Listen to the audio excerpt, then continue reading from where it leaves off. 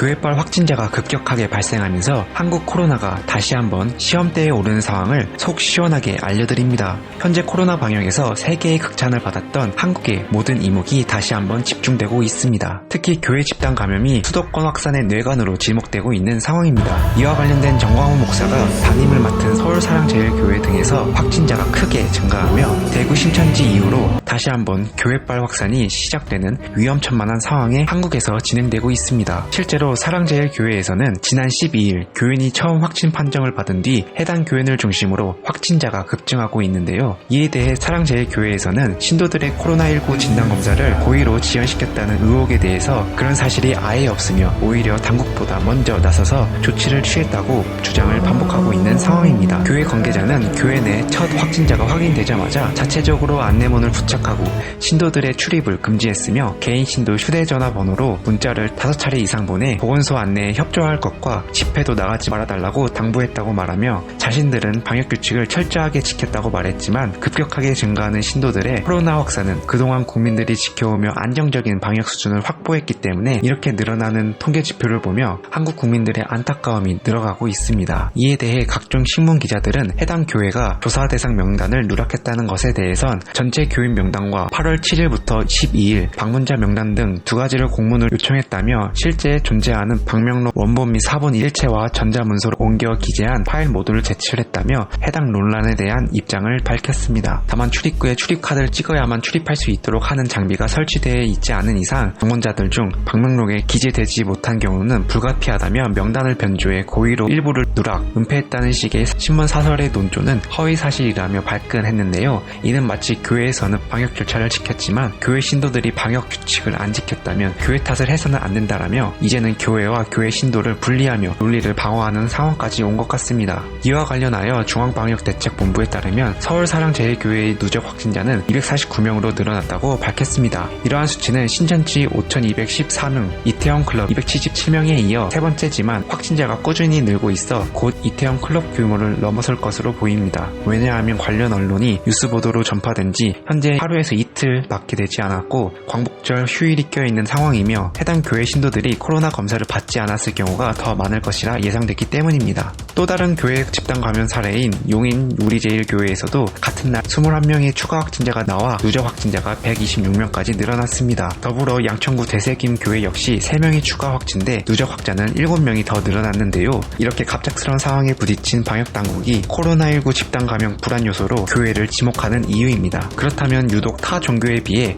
교회가 집단 감염에 취약한 이유는 무엇일까요? 가톨릭 또는 불교와는 다른 개신교 교회 특유의 예배 방식이 꼽히는데요. 일단 교회 예배 과정에서는 찬송가를 부르거나 큰 소리로 통성 기도를 하는가 하면 대형 교회와 달리 일부 영세한 교회에서는 손 소독 또는 마스크 착용 등을 해도 밀폐된 좁은 공간 안에서 신도들 간 거리 두기가 어려운 경우가 많습니다. 또 신도들 사이의 유대감을 높이기 위한 각종 소모임, 단체 수련회 등 행사도 많은 편이어서 교회바 감염 위험이 있습니다. 예배 후 모여 식사를 하는 경우도 많은데 실제 이달 초 20명 이상이 확진된 기쁨교회 교인들은 지하 1층 환기시설이 부족한 곳에서 도시락을 함께 먹은 것으로 확인됐습니다. 반면에 사찰의 경우 다수가 도심을 벗어난 교회에 있는 데다가 참배객이 모여있는 절간의 문은 상시 개방된 상태라 환기가 가능한 구조입니다. 또 조계종 등 교단이 대규모 법회를 자제하는 가운데 신도들이 개별적으로 불공을 드리는 형태가 많아 신도 간 밀접 접촉 우려가 비교적 낮은 편이라는 점입니다. 가톨릭 교구 역시 비교적 강화된 방역 수칙을 준수한 덕분에 개신교에 비해서는 성당을 매개로 한 집단 감염 사례가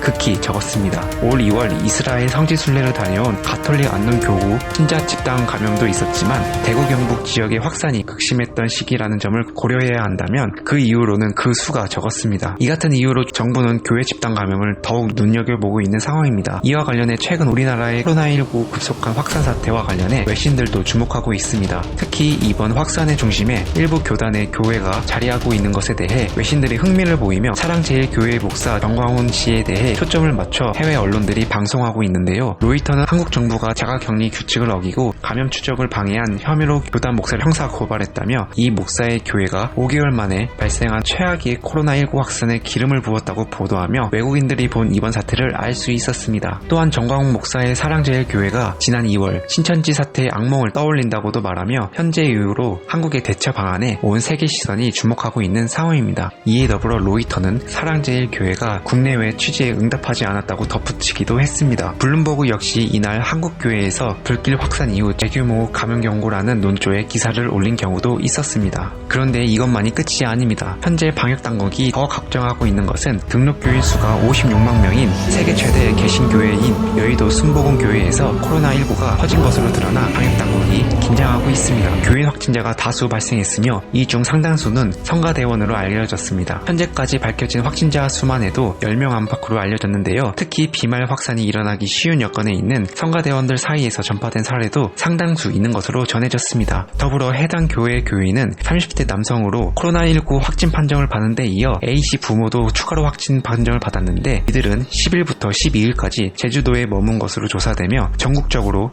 확진자가 퍼져나갈 수 있는 상황에 빠진 것입니다. 이렇게 수도권 확진자는 교회를 중심으로 발생했으며 아직 광복절 공휴일 기간이 얼마 지나지 않았기 때문에 더욱 긴장하고 있는 상태입니다. 현재 미국, 유럽, 아시아에 이어 방역 모범국이었던 한국이 교회발 확산이 급격하게 늘어나는 가운데 지난 신천지 교회 코로나 상황과 같이 몇천 명이 늘어날 것인지 우려하는 목소리가 전 국민에게서 나오고 있는 위험한 상황에 놓여 있습니다. 이에 대해 한국 방역당국이 다시 한번 방역에 성공할지는 방역당국뿐만 아니라 국민 모두가 같이 이 같은 상황을 해결해야 하는 중대한 기로에 놓여 있습니다. 오늘 제가 정리한 한 줄 이슈는 여기까지입니다. 끝까지 저와 함께 해주셔서 감사합니다. 더 나은 내일을 위해 오늘도 한 줄 이슈 시청해주셔서 감사합니다.